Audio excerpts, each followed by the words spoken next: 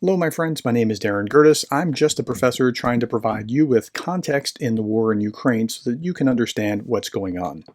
So I put out on my community tab this give me a hard question to answer. Now, one that's answerable but tough. Not the date on which the war will end. Nobody can predict that. So I had 200 some odd responses, and I was looking for something that I thought ought to be addressed, and this ought to be addressed. Timber Taipei says, what are the good faith arguments for not supporting Ukraine? That tells you that someone is willing to engage. And which arguments immediately tell you that someone is completely not interested in considering the possibility that Ukraine deserves help? That's actually a really good question, because you don't want to argue with somebody who is clearly not going to be bent because they totally believe this and they are just trying to shoot down your arguments. You want to interact with people that are perhaps persuadable. Now, let's look at it as there's certain levels here, or gradations. If you're dealing with something that's just right out of RT or TASS or Pravda or Russian state media or something along those lines, you can safely discount it. But then it gets a little trickier. The next tier are the repeaters, the folks like Doug McGregor, Scott Ritter, folks like RT and the Duran. And what they say, or what people say when they listen to those guys, is hard to persuade as well. Now, I know people will, say, well, these guys are on the Kremlin payroll. I think Scott Ritter really, in his heart of hearts, wants Russia to win, like for real, not because he's getting paid, but because he thinks Russia is somehow better or something. Haven't quite figured out McGregor, but I think he actually wants Russia to win, or would prefer to see Russia win as well. I can't quite understand why. Okay, then there's a different level. There's like this political level, and the political level's a little easier to dislodge.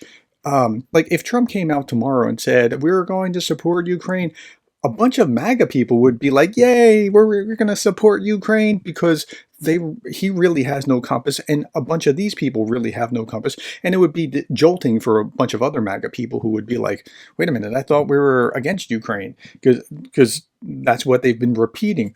So some of these politicians, I don't think they really, in their heart of hearts, care one way or another. They're just anti-Joe Biden, and Joe Biden is supporting Ukraine, and so that's where they are. And then there's just regular, everyday people that are walking around doing their thing, and they're like, yeah, I guess they shouldn't do it, or should we be involved in that, and what's going on with them, or whatever it is that they're thinking. So I put this into perplexity. It said, here are the top, I asked, what are the top 10 arguments to not support Ukraine? Now, some of them are better than others, but let's first, right off the top, start with this. The Nazi argument, that's all made up nonsense. The child being crucified in the Donbass, all made up. NATO pushing, NATO aggressively, closing in on Russia. There's almost something to that, but that's just because they framed it that way. It's actually that these countries are running away from being under Russia's thumb and being, running to NATO's shield. And so it looks like it's moving east, but in a different perspective, they're running west. Okay, let's look at these top arguments. It's not America's fight. Okay, let's think about this. This is something that you'll get from the American First kind of crowd, but America First doesn't mean America only. Okay, it's not America's fight. Failing to achieve a durable peace in Ukraine would increase the level of effort required for the U.S. military in Europe, distracting it from other threats, and there's no escape from world politics for America. Okay, some people are really isolationist and really feel like that way.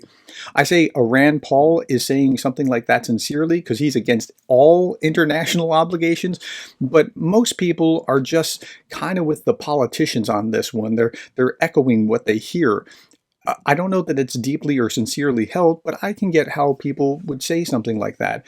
Or the equivalent of that would be that Europe really needs to step up. I think this one, you might actually be able to make some kind of ground with this when you show the statistics that, they've used something in the single digits, 3 or 5% of the U.S. military budget, not the budget, but the U.S. military budget, to deeply degrade the enemy that the United States is focused on for decades that could be problematic. And so I think you can persuade them with facts if they're open to it.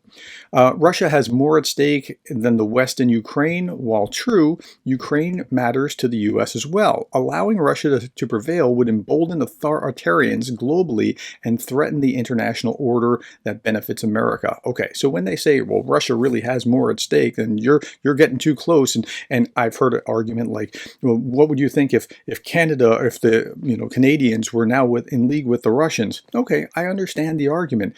But really, are you okay with the idea of a democracy being overrun by authoritarian dictator next door, and the example that shows to the rest of the world? Like, you could probably deal with that. I think this is probably one of the stronger arguments that someone who's not informed might make. Okay.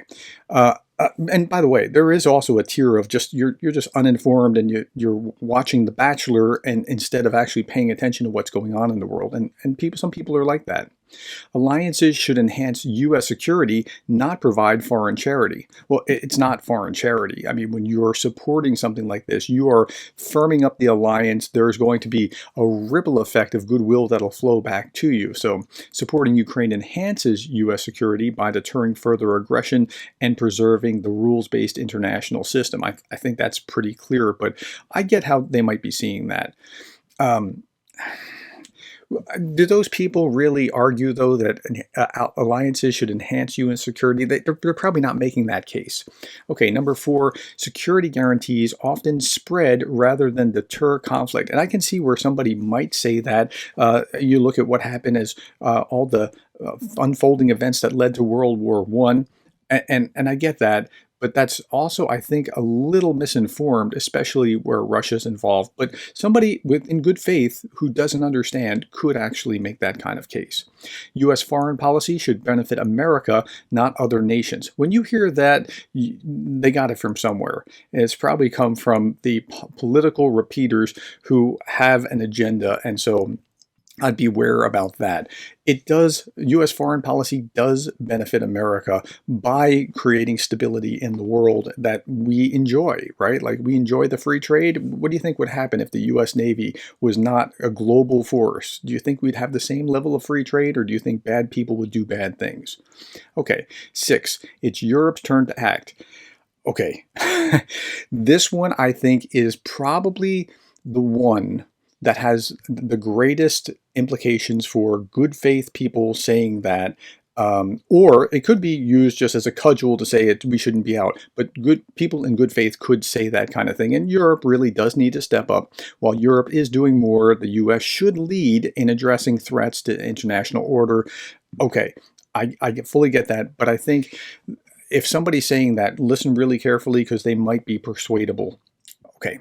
Next, a negotiated settlement is the only solution. I don't think people in good faith are going to say that unless they just don't have the facts. They just want the war to be over, perhaps, and they might say that. But then you can ask, well, what does that look like? And what if Russia does it again after that? And if they say, well, they won't do it again. Well, they did it in 2014. They're doing it now. They're kind of saber rattling in Moldova again. Like, you can start to point out those facts.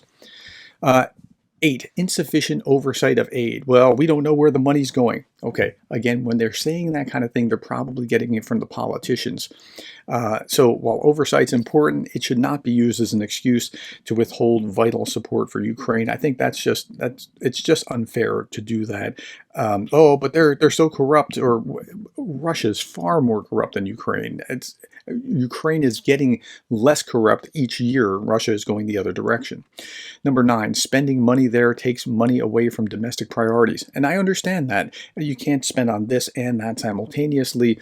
But I also like electricity, so I feel like I have to pay the electric bill, and I also like water, so I feel I have to pay the bill for water, right? And my other utilities, and that's just a cost of doing business. And I think that's the same thing here internationally, but they might be persuadable with that kind of argument. Ukraine is just another Vietnam or Iraq or Afghanistan. If they're making that argument, they're not in that camp. They're over in Doug McGregor's kind of camp. And actually, Ukraine being a Vietnam, it's going to be a Vietnam for the Russians, not for the Americans. Anyway, okay, so I hope that helps you understand some of the kinds of leading questions that, if they're persuadable, they might be more inclined to say, and so you can hear what's being said, and then you can address that. And some people, it's pearls before swine. You just don't engage. Just leave it alone, or just shut it down immediately. All right. Thank you for your time. Thank you. What do you think about that? I'm curious about your thoughts. Please put that in the comments below. Thank you for the time, the shares, the likes, the subscribes. Thank you to my patrons. Thank you for being the kind of person that cares about Ukraine.